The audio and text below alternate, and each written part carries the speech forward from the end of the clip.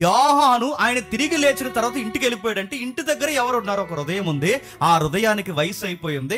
ఆ హృదయం పేరు మరియా.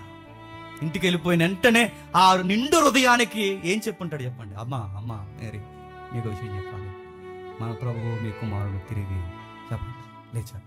ప్రపంచంలో ఈ వార్త విని వెంటనే ఇంతకన్నా బాగా ఆనందించే హృదయం ఇంకొకటి ఉంటుంది చెప్పండి. తల్లి కన్నా ఈ హృదయం బాగా ఆనందిస్తుంది. నేను గుడ్ న్యూస్ ఏంటి చెప్పిన, అమ్మ మీకు విషయం చెప్పాలి. ఇంట్లోకి వెళ్ళిపోయారట. పేతురేమో వాళ్ళ ఇంటికి వెళ్ళిపోయాడు, యోహాన్ ఏమో ఆ ఇంటికి వెళ్ళిపోయాడు. ఇంటికి వెళ్ళిపోతే ఎవరున్నారంటే, యోహాన్ ఇంట్లో ఎవరున్నారండి?